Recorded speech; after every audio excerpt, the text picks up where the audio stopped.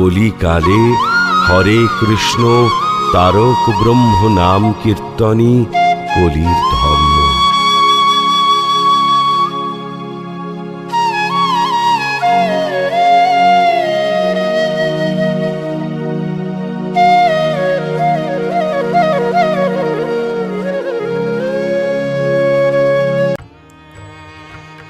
নমস্কার, Ramakrishna TV YouTube চ্যানেলের পক্ষ থেকে সকল মা, বাবা, দাদু, দিদা, ঠাকুমা, ঠাকুর দাদাদের জানাই অনেক অনেক ভালোবাসা, প্রীতি ও আন্তরিক শুভেচ্ছা।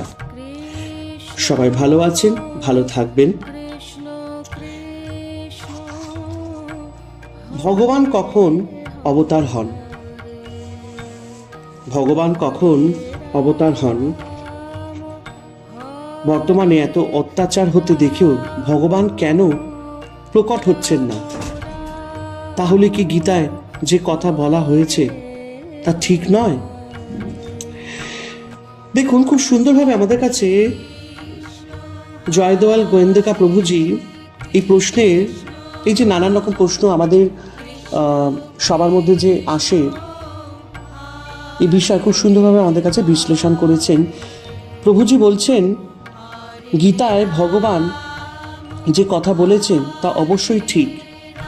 এখন অবতার জন্মগ্রহণ করবার সময় হয়নি, তা না হলে ভগবান অবশ্যই অবতার হতেন। ভগবান নিজেই বলেছেন, হে ভারত, যখনই ধর্মের গ্লানি এবং অধর্মের বৃদ্ধি হয় তখনই আমি রূপ পরিগ্রহ করি, অর্থাৎ সাকার রূপে লোকেদের সামনে প্রকট হই। সাধু পুরুষদের উদ্ধার করবার জন্য, পাপাচারীদের বিনাশ করবার জন্য এবং ধর্মকে ভালোভাবে প্রতিষ্ঠা করবার জন্য আমি যুগে যুগে প্রকট হয়ে থাকি।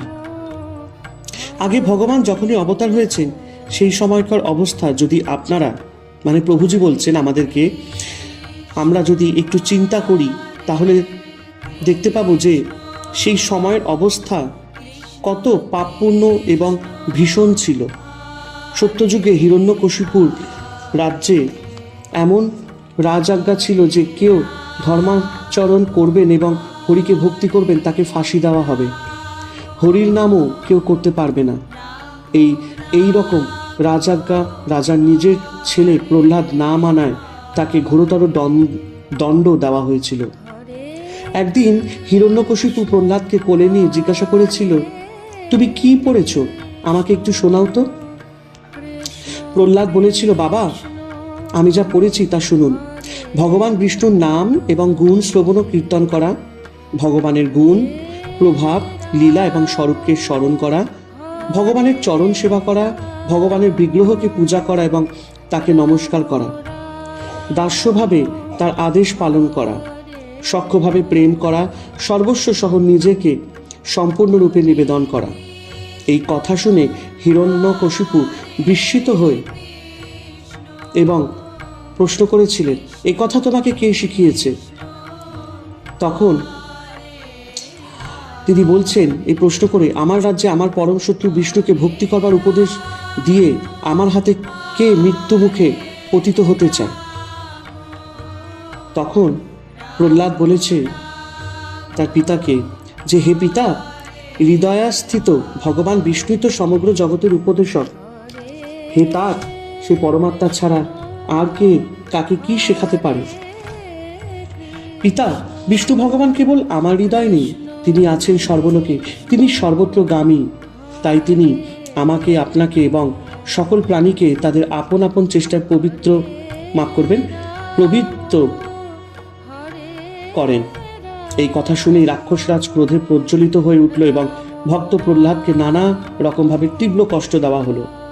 হরির নাম করায় প্রহ্লাদকে বিষ খাওয়ানো হলো, পাহাড় থেকে ফেলে দেওয়া হলো, সাপ দিয়ে কামড়ানো হলো, আগুনে নিক্ষেপ করা হলো ইত্যাদি নানা রকমের রাক্ষসেরা তার উপর ভয়ানক ভয়ানক অত্যাচার করেছিল, কিন্তু তার কিছুই ক্ষতি করতে পারেননি। প্রবল শত্রু সামনে এসে গেল, বিশ্ব ব্রহ্মাণ্ডের সকল চক্রান্ত নিষ্ফল হয়, তার এক চুলও ক্ষতি কেউ করতে পারে না। ভক্তের উপর খুব অত্যাচার হতে থাকলে শেষ পর্যন্ত থামের ভিতর থেকে প্রহ্লাদের পরম প্রিয় প্রভুকে প্রকট হতে হয়েছিল। যদিও সেই সময় লোকেরা ধর্মের পালন করতে ইচ্ছুক ছিল, তবু জোর করে ধর্মকর্মে অনেক রকমের বাধা দেওয়া হচ্ছিল। বর্তমান সময়ে তো লোকেরা নিজের থেকেই ধর্ম ত্যাগ করছে। কেউ যদি ধর্ম পালন করে তাহলে তাকে জোর করে বাধা দেওয়া হয় না। ত্রেতাতে দেখা যায় সুবাহু এবং মারিচ যজ্ঞ ধ্বংস করে দিত। মানে সুবাহু এবং মারিচ বলে যে আপনার অসুর দল আছে, তারা যজ্ঞ ধ্বংস করে দিত, মুনিদের খেয়ে ফেলত। শুধু তাই নয়, অনেক রাক্ষস ঘোরতর অত্যাচারও করত। আজকাল তো যেখানে সেখানে পশুদের হাড়ের স্তূপ দেখা যায়, কিন্তু রামায়ণ পড়লে তো মনে হয় যে সেই সময় রাক্ষসেরা ফলমূল ভক্ষণকারী তপস্বী মুনি ঋষিদের হাড় মাংস খেয়ে তাদের হাড়ের স্তূপ করে দিয়েছিল। তখন সেই অবস্থায় রামচন্দ্র মানুষের রূপ দিয়ে অবতীর্ণ হয়েছিলেন। এখন সেই মতো ঘোর অবস্থায় নয়। যখনই ধর্মের গ্লানি এবং পাপের বৃদ্ধি হয়, তখনই ভগবান প্রকট হয়ে থাকেন। সত্য, ন্যায় ইত্যাদি সবকিছুই ধর্মের নাম। ধর্ম হলো পরমেশ্বরের স্বরূপ। ভগবান স্বয়ং বলেছেন, হে অর্জুন, সেই অবিনাশী পরমব্রহ্মের এবং অমৃতের কথা, নিত্য ধর্মের এবং অখণ্ড একরস আনন্দেরই আমি আশ্রয়, অর্থাৎ উপরিউক্ত ব্রহ্ম, অমৃত অব্যয় এবং শাশ্বত ধর্ম তথা ঐকান্তিক সুখ, এই সবই আমার নাম রূপ। এই জন্য আমি এগুলি পরম আশ্রয়। ধর্মের ভিত্তির উপর এই জগৎ সংসার টিকে রয়েছে। ধর্মের ভিত্তিতে পৃথিবী টিকে আছে। ধর্মের দ্বারাই সূর্য তাপ বিকরণ করছে। ধর্মের দ্বারাই বায়ু প্রবাহিত। সমগ্র বিশ্ব সংসার ধর্মের উপরে প্রতিষ্ঠিত। অর্থাৎ সবকিছুর আধার হলো এই ধর্ম। বেদ ও অনাদি, এর অর্থ এই নয় যে বেদের পুস্তকগুলি অনাদি, তবে তার শিক্ষা অর্থাৎ উপদেশ হলো অনাদি। যথা সত্যং বদ ধর্মাঞ্চরণ, মানে সত্য কথা বলো, ধর্মাচরণ করো ইত্যাদি শিক্ষাগুলি অনাদি এবং সর্বব্যাপক এবং সর্বমান্য। অহিংসা, সত্য, অস্তেয়, ব্রহ্মচর্য, অপরিগ্রহ, শৌচ, সন্তোষ, তপ, সাধ্যায়, ঈশ্বর প্রণিধান ইত্যাদি শ্রুতি স্মৃতি প্রতিপাদিত বিধি বাক্যগুলি হলো ধর্ম। ধর্ম ত্যাগ করে যারা অনীতি করে তারা শেষ পর্যন্ত ধ্বংসই হয়ে যায়। কংস, রাবণেরা শেষ পর্যন্ত ধ্বংসই হয়ে গিয়েছিল। বর্তমানকালে অবতার হওয়ায় উপযুক্ত কি না তা তো প্রভু নির্ণয় করতে পারেন। এই বিষয়টি বুদ্ধির অতীত, তবু মানুষেরা নিজেদের বুদ্ধি অনুসারে কিছু অনুমান করে নিতে পারে। তাই আমার সাধারণ বুদ্ধিতে তো এই কথাই মনে হয়। এখানে আমার বলতে প্রভুজি নিজের কথা বলছেন, কারণ তিনি তো আমাদের কাছে বিশ্লেষণ করছেন। তো তিনি বলছেন যে তার সাধারণ বুদ্ধিতে তো এই কথাই মনে হয় যে বর্তমানকালে পাপের বৃদ্ধি এবং ধর্মের ক্ষয় স্বাভাবিক হওয়া সত্ত্বেও এমন ঘোর সময় এখনো আসেনি যার জন্য ভগবানকে অবতার গ্রহণ করতে হবে। এখন কলিযুগের কারণে পাপাচার বাড়ছে, তাহলেও চেষ্টা করলে ভগবানের কৃপায় মানুষেরা তাকে পেতে পারে। ভগবানের দুইটি স্বরূপ, নির্গুণ এবং সগুণ।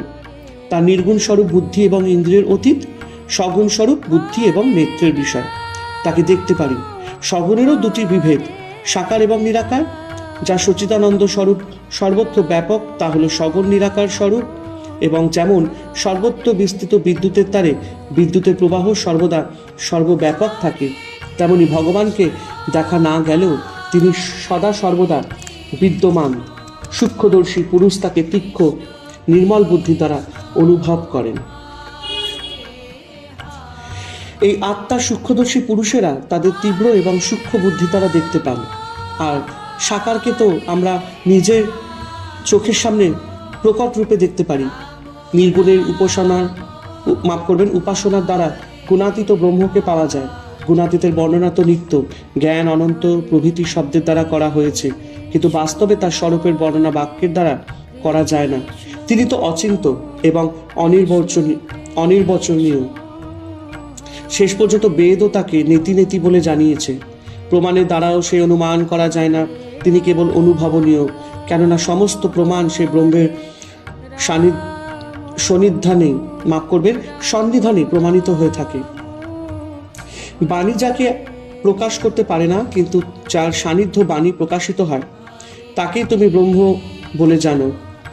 মন যাকে ধরতে পারে না, কিন্তু যার দ্বারা মন চিন্তা করে থাকে তাকেই তুমি ব্রহ্ম বলে জানো। এই নাম রূপাত্মক দৃশ্য যাকে অবিবেকী লোকেরা উপাসনা করে তা ব্রহ্ম নয়। অতএব এই ব্রহ্ম শতসিদ্ধ। ব্রহ্মই যখন শুদ্ধ শতবিশিষ্ট হন, তখনই তিনি বুদ্ধির দ্বারা বোধগম্য হন, আর সাকার রূপে প্রকট হবার পর তিনি চক্ষুগোচর হয়ে যান। নিজের সাকার রূপে প্রকট হবার বিষয়টি ভগবান এইভাবে জানিয়েছেন: হে অর্জুন, আমার জন্ম প্রাকৃত মানুষদের মতো নয়। আমি অজাত এবং অবিনাশী রূপ হওয়া সত্ত্বেও এবং সমস্ত প্রাণীর ঈশ্বর হওয়া সত্ত্বেও নিজের প্রকৃতিকে অধীন করে নিজের যোগমায়ার দ্বারা প্রকট হয়ে থাকি। এরপরেও যারা সগুণ ভগবানের তত্ত্ব জানেন না, অর্থাৎ ভগবান কৃষ্ণকে ঈশ্বর বলে মানেন না, তাদের জন্য ভগবান বলেছেন, আমার পরম ভাবকে জানেন না যেসব মূল লোক, তারা মানুষের শরীরধারী আমাকে, যে আমি সকল ভূতের মহান ঈশ্বর, তাকে তুচ্ছ মনে করে, অর্থাৎ যে আমি নিজের যোগমায়ার দ্বারা সংসারের উদ্ধারের নিমিত্ত মনুষ্যরূপ ধারণ করে বিচরণ করি, সে আমি রূপ পরমেশ্বরকে সাধারণ মানুষ বলে মনে করে। সেই জন্য ভগবানের সাকার তত্ত্বকেও জানা উচিত। যারা ভগবানের সাকার তত্ত্বকে জানে তাদের জন্য ভগবান বলেছেন, হে অর্জুন, আমার জন্ম এবং কর্ম দিব্য, অর্থাৎ নির্মল এবং অলৌকিক।